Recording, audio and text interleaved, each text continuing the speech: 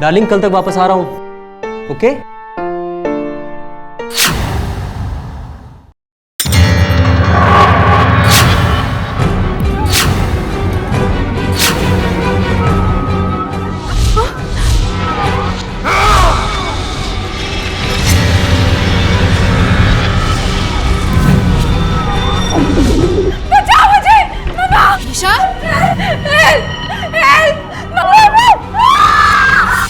बैंगलोर कर्नाटक की राजधानी के साथ साथ हिंदुस्तान का तीसरा सबसे ज्यादा आबादी वाला शहर है। बैंगलोर को सिलिकॉन वैली ऑफ इंडिया के नाम से भी जाना जाता है। इसी शहर में बसा हुआ है कर्नाटक का प्रसिद्ध कन्नड़ फिल्म जगत कॉलीवुड। ये कहानी है बैंगलोर की एक्स मॉडल निशा की, जो अपनी फैमिली के साथ खुशहाल जिंदगी बिता रही थी। मेरी छोटी सी एक फैमिली थी, मैं, मेरे हस्बैंड राज और मेरी बेटी बबली। शादी के बाद मैंने अपना मॉडलिंग कैरियर छोड़ दिया था। राज का खुद का बिजनेस था। उनके बेस्ट फ्रेंड नलिन अक्सर घर आया करते थे। मैं नलिन को थोड़ा भी पसंद नहीं करती थी। उस दिन नलिन घर आए थे राज को तिरुपति लेके जाने के लिए। राज, तुम्हारा जाना इतना जरूरी है क्या? नलिन मेरा अच्छा दोस्त है, ही नीड्स मी यार। He needs you. और हम लोगों का क्या? हमें भी तो तुम्हारी जरूरत है ना यहाँ पर। अरे एक दिन की तो बात है, तिरुपति तक जाना है, कल वापस भी आ जाऊंगा। मुझे तो समझ में नहीं आता तुम उस नलिन को मना क्यों नहीं कर सकते? क्योंकि वो मेरा अच्छा दोस्त है और तुम बेकार में उसके पीछे पड़ी रहती हो। अच्छा, मैं उसके पीछे पड़ी रहती हूँ या वो हमेशा तुम्हारे पीछे पड़ा रहता है? उसी का होगा। हाँ नलिन, या कमिंग 2 मिनट्स या।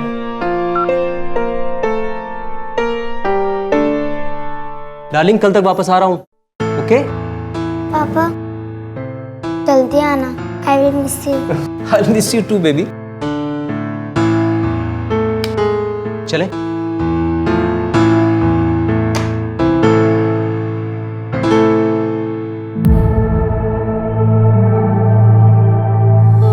Come on, Nisha, please.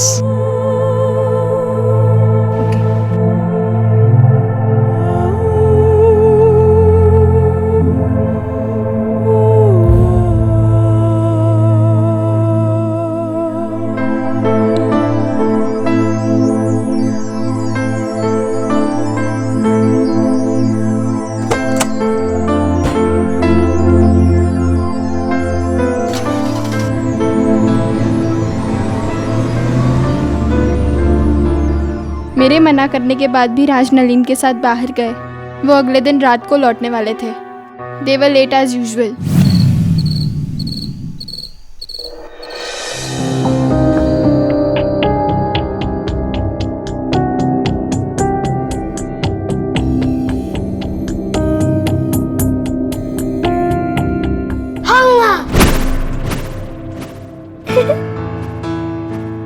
मम्मा की बच्ची, तुम ना बहुत शैतान हो गई। क्या है ये सब? चलो get to bed. No no क्या? कल स्कूल नहीं जाना है? नहीं You have to go to school. नहीं। रात के 9 बज गए थे तो मैं बबली को अंदर सुला के हॉल में अकेली बैठ के टीवी देख रही थी, पर शायद मैं अकेली नहीं थी। तुम जानती हो कि मेरे लिए यहाँ पर बैठ के सॉरी बोलना कितना मुश्किल है, फिर भी इतनी बार बोल चुका हूँ। आई रियली कन्विंस्ड कि तुम सही हो और टैबलेट्स मेरे लिए बुरे हैं और मुझे डेफिनेटली टैबलेट्स को छोड़ना ही होगा। I really mean. रियली? आपको क्या लगता है मैं अपने लिए कहती हूँ ये सब? मुझे थोड़ी कुछ होता है उन टैबलेट्स से, लेकिन आपके लिए वो टैबलेट नुकसान करती है, आपको पता है? आपके भले के लिए मैं कहती हूँ और आप मुझसे गुस्सा करते हैं। फिर तुझे वो अपनी प्रॉब्लम सुनाना शुरू करेगी। कैसे वो तेरे लिए कितनी चिंता करती है, तेरी कितनी फिक्र करती है, लेकिन तुझे उसके इमोशंस की कोई परवाह नहीं। लेकिन वो तुझ पर हावी नहीं होनी चाहिए ना। इससे पहले कि वो अपनी बातें और अपनी प्रॉब्लम्स तुझे बताना शुरू करे, तुझे अपना अगला बात छोड़ना है। ओके, मैं वादा आज के बाद मैं कभी भी नहीं खाऊंगा। सुनाई नहीं दिया, क्या कहा आपने?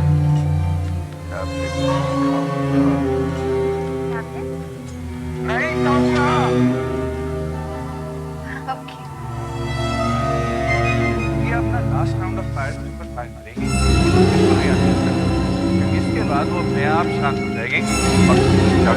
देगा ना।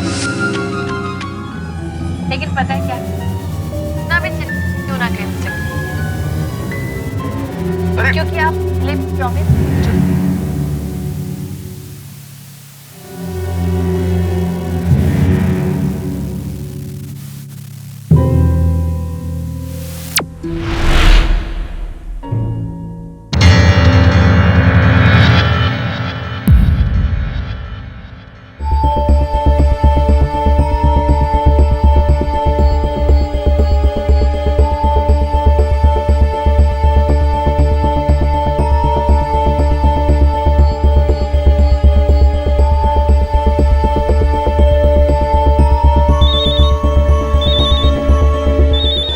मुझे न जाने क्यों डर सा लगा था।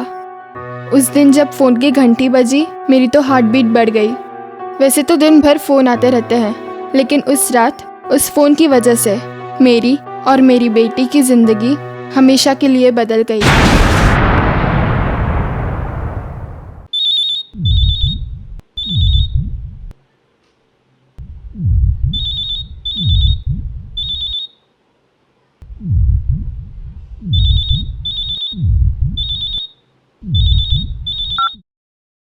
हेलो हेलो निशा, मैं बोल रहा हूँ नलिन। नलीन, बोलो क्या बात है? और राज कहाँ है? देखो, डरने की बात नहीं है, जो मैं कह रहा हूँ उसे ध्यान से सुनो। नलीन, हुआ क्या है और तुम ऐसे क्यों बात कर रहे हो? निशा, हमारी कार का एक्सीडेंट हो गया है। क्या एक्सीडेंट? तो तुम लोग हो कहाँ और राज कहाँ है? हम अस्पताल में हैं, राज को फर्स्ट एड मिल रहा है। नलीन, मेरी राज से बात कराओ, राज ठीक तो है ना? सब ठीक है, सिर्फ तुम्हें बताने के लिए फोन किया था। राज को डॉक्टर्स अटेंड कर रहे हैं, जैसे वो होश में आएगा मैं तुम्हें दोबारा फोन करूंगा। Hello hello Nalin, Nalin hello.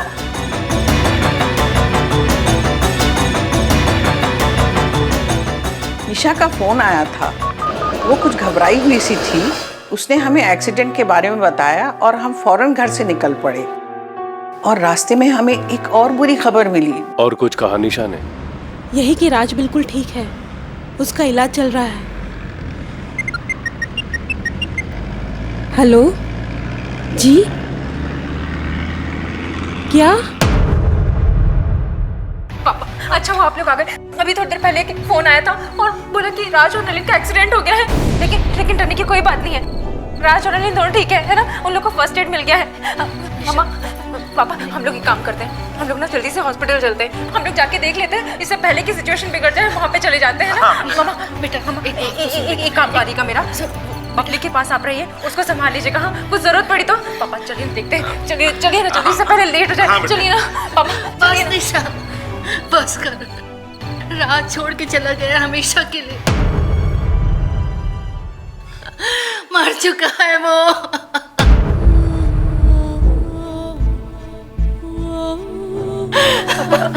Mummy को क्या हो गया? हम आपको पता क्या कर रहे हैं? पापा, अभी थोड़ी देर पहले नलीन का फोन आया था, उसने मुझे बताया कि राज ठीक है, राज को फर्स्ट एड मिल गया, वो हॉस्पिटल में है। सब कुछ ठीक हो जाएगा। नहीं बेटा, नहीं, ऐसा हो ही नहीं सकता। नलिन तुम्हें कैसे फोन कर सकता है? क्यों नहीं कर सकता पापा नलीन फोन? क्योंकि नलिन मर चुका है। उन दोनों की स्पॉट पर ही डेथ हो गई थी।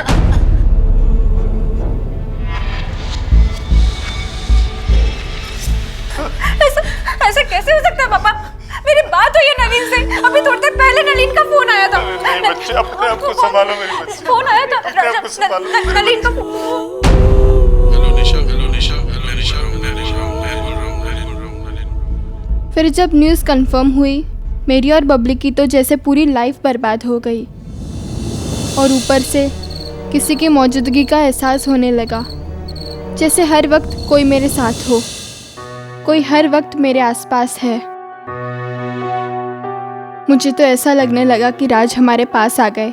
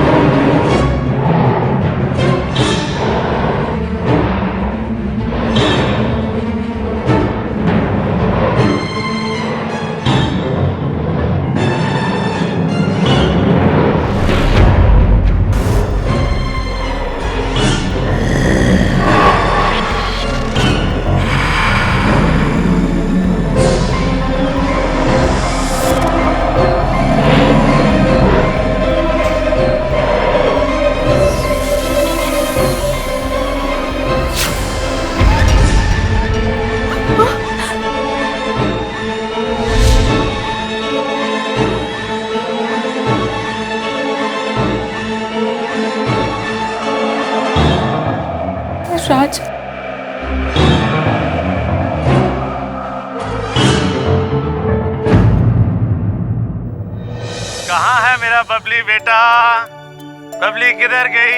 कहाँ छुप गई? इधर है। हाँ बबली, अरे नानू को हरा के छोड़ेगी क्या? कहाँ है तू?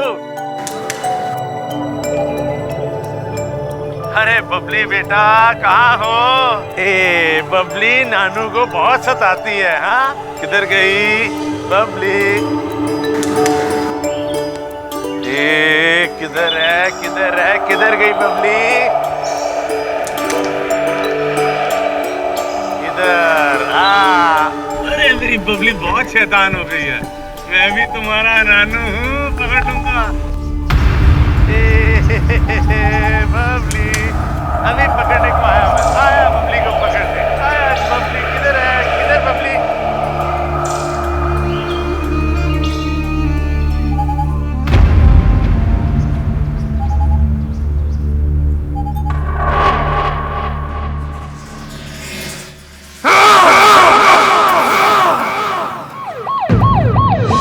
आपको कुछ नहीं होगा।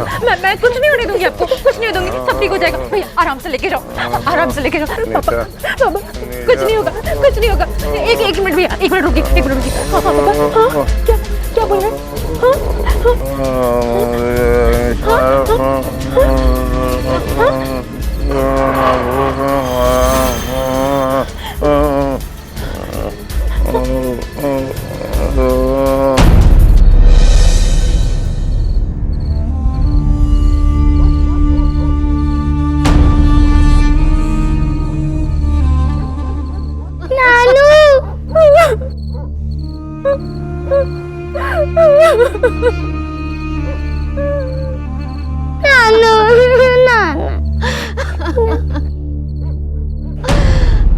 We had not even gotten over राज कि डैड की डेथ हमें फेस करनी पड़ी।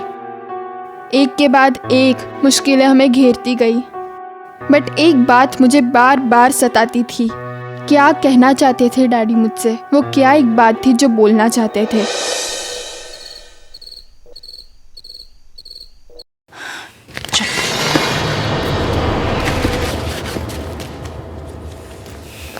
I know Babli, it's you. चलो अब मस्ती बंद करो और खाना खाकर सो जाओ, कल स्कूल जाना है ना। मम्मा जल्दी आओ ना, मैं कब से वेट कर रही हूँ टेबल पे।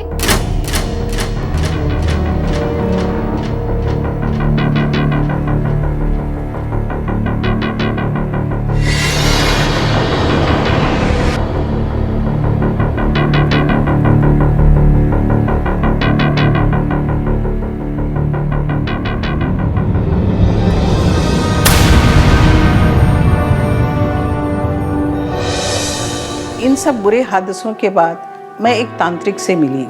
उन्होंने मुझे बताया कि शायद मेरे पति के अंतिम संस्कार विधियों में कुछ कमी रह गई थी, इसलिए ये सब हो रहा है। हमें तो यही लगा कि सब ठीक हो जाएगा, पर उसके बाद जो हुआ, I could not have ever imagine.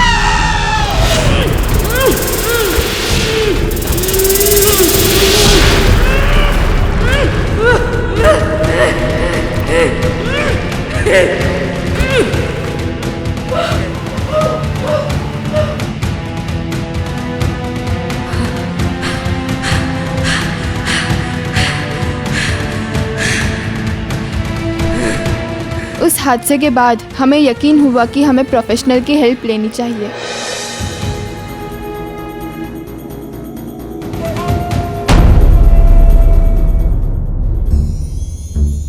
Internet के ज़रिए मुझे इंडियन पैरानॉर्मल सोसाइटी के बारे में पता चला। जब मेरे पास पहली बार निशा का ईमेल आया, उसे पढ़ के ऐसा लगा कि निशा की परेशानी आम लोगों की परेशानी जैसी है।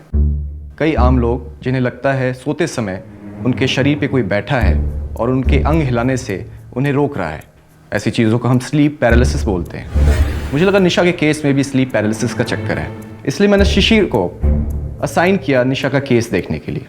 निशा ने हमें यह बताया था कि उसकी लाइफ में 3 लोगों की अकस्मात मौत हो चुकी थी, उसके पति और उसके दोस्त की और उसके फादर की। हमारे लिए यह तय करना मुश्किल हो रहा था कि निशा को किसकी आत्मा परेशान कर रही है। गौरव और शिशिर से बात करने के बाद I felt relaxed and better, लेकिन नॉट फॉर टू लॉन्ग।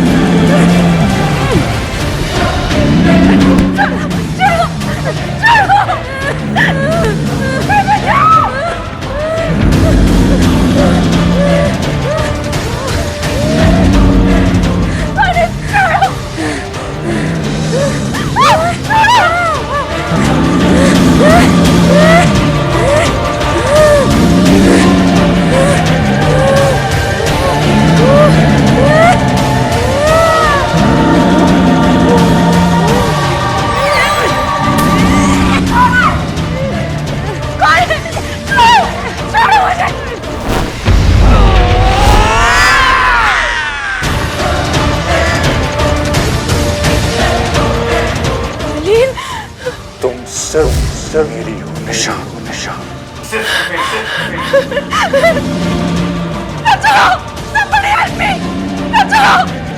कोई तुम्हारी कदर नहीं कर सकता, कोई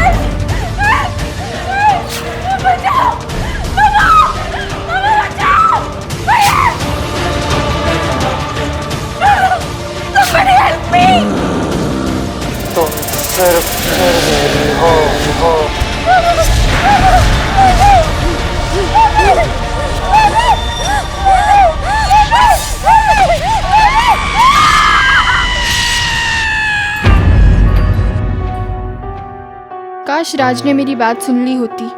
नलिन के तो इरादे मुझे शुरू से ही पता थे। हम औरतों को अच्छी और बुरी नीयत का पता चल जाता है। जो हरकत नलिन जीते जी नहीं कर सका, वो मरने के बाद करने की कोशिश कर रहा था। और अब राज भी तो नहीं थे मुझे बचाने के लिए।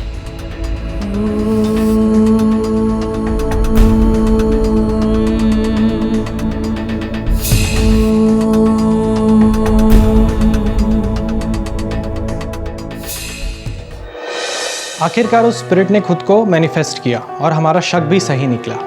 वो स्पिरिट और कोई नहीं बल्कि निशा के पति का मित्र ही था। एक बार जब ये क्लियर हो गया तो हमने निशा की ट्रेनिंग को और बढ़ा दिया। अब निशा के बिलीफ सिस्टम पर हम काम कर रहे हैं। देखा ये गया है कि जब इंसान खुद में स्ट्रांग होता है तो किसी भी तरह का स्पिरिट उससे अटैच नहीं हो सकता है।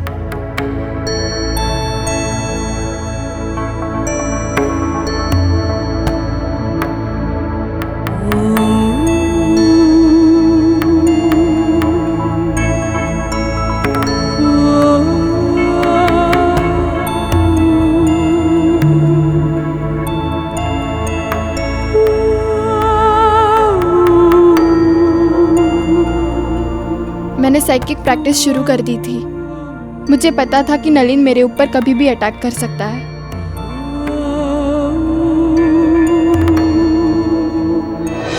इस बार मैं तैयार थी। मुझे ज़्यादा इंतज़ार भी नहीं करना पड़ा।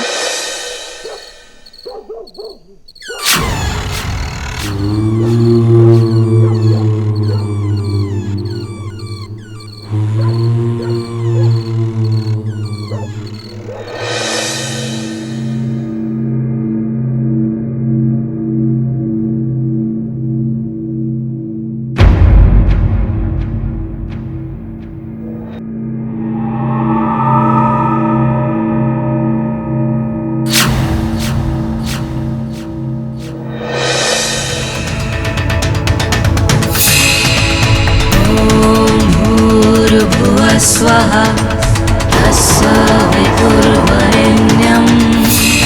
भर्गो देवस्य धीमहि धियो यो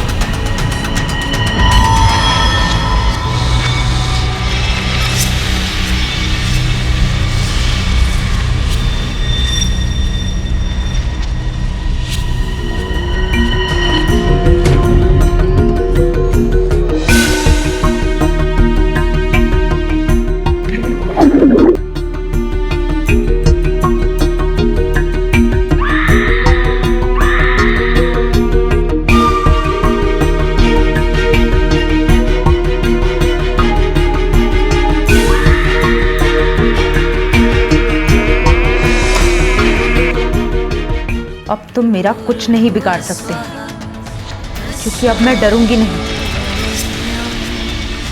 तुम मर चुके हो। सुना तुमने? मर चुके हो। सुना तुमने? मर चुके हो। मैं तुझे छोड़ूंगा नहीं। मैं भी रहूंगा।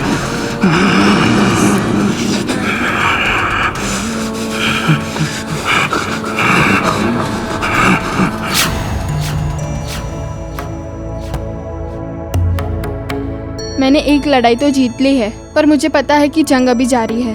मैंने अपना हौसला बनाया हुआ है, क्योंकि I am sure he is around.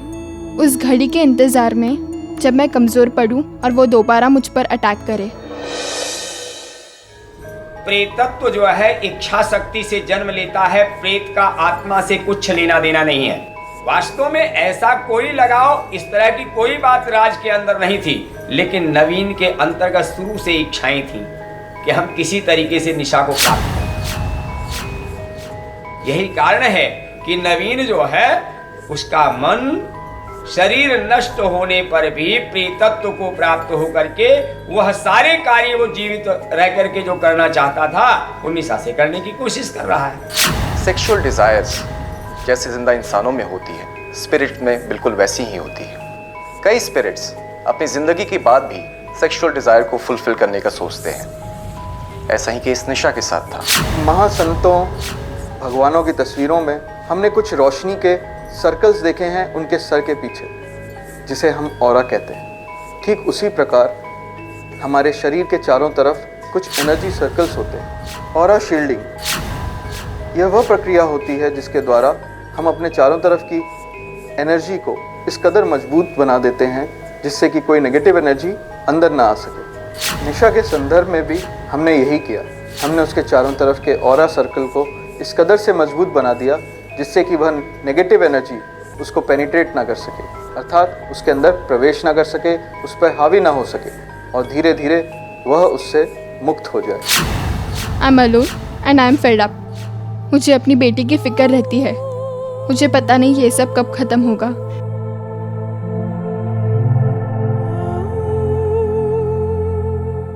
निशा आज हमसे ट्रेनिंग ले रही है और उसके साथ हो रहे अत्याचार बहुत कम हो चुके हैं। उस स्पिरिट का आना जाना भी उसकी लाइफ में कम हो चुका है। एक दिन ऐसा आएगा, मैं पूरी यकीन के साथ कह सकता हूँ कि निशा को इस दिक्कत से हमेशा के लिए निजात मिल जाएगा। मैं गॉड से हर रोज प्रे करती हूँ कि ये सब जल्दी खत्म हो